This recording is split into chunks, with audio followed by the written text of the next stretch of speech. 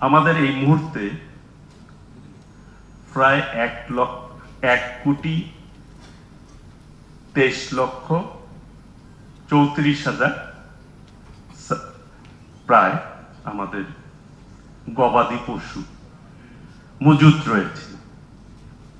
আমাদের চাহিদা কিন্তু আছে 1,02,00,000, প্রায় 22 লক্ষ গবাদি পশু আমাদের সারপ্লাস আছে এই কুরবানির জন্য।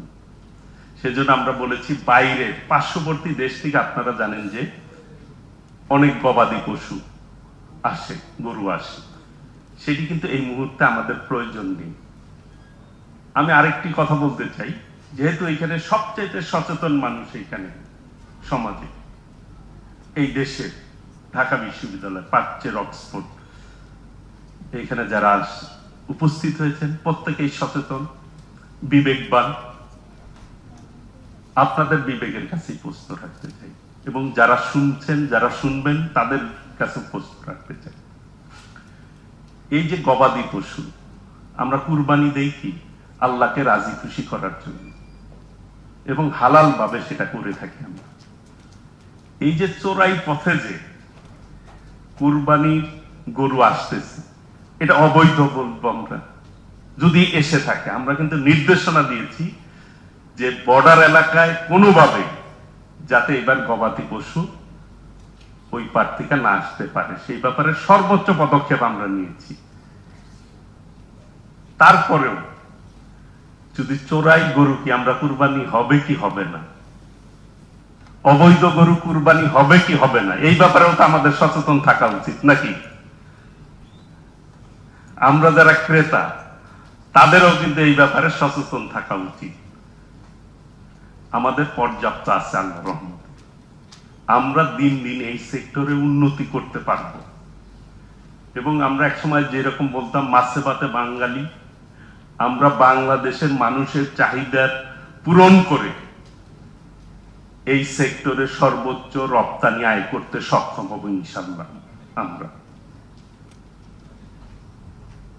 এবং আমাদের এইখানের মাছ, মিষ্টি পানির মাছ অন্য যে কোনো দেশের চাইতে কিন্তু ভালো মাছ, সুস্বাদু মাছ।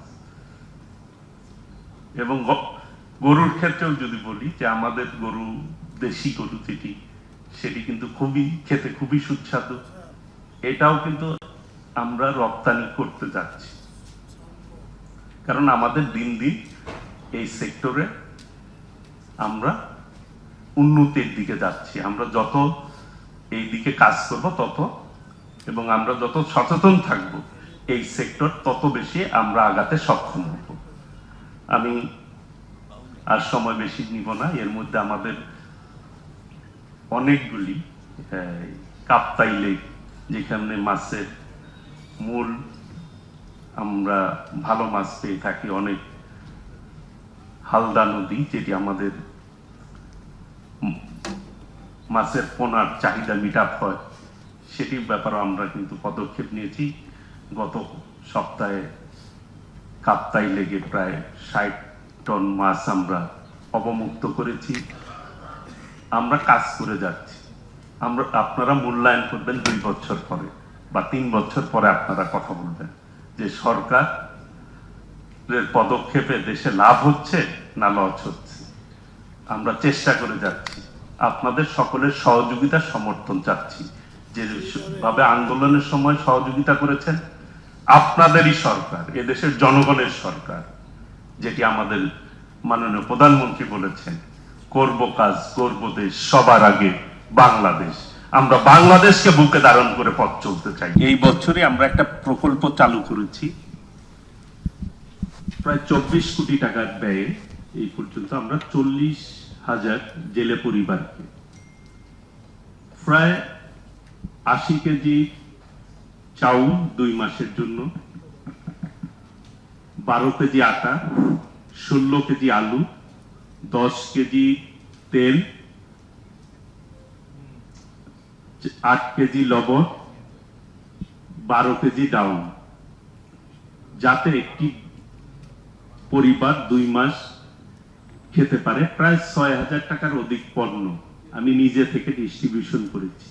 এটার পরিধি দিন দিন বাড়াবো, যে এই 2 মাস একটি জেলে যাতে চলতে পারে সেই অনুযায়ী আমরা পদক্ষেপ নিচ্ছি। ইনশাল্লাহ এটা বাড়বে এবং জেলেরা যাতে মাছ ধরা থেকে বিরত থাকে। আমরা সবসময় উৎসাহিত করি যে এই ঝাটকাটা একসময় বড় হবে, 100 টাকার ঝাটকা 2000 টাকা হবে। এটা কে মারবে? জেলেরাই মারবে, আমরা কেউ কিন্তু মারতে যাব না।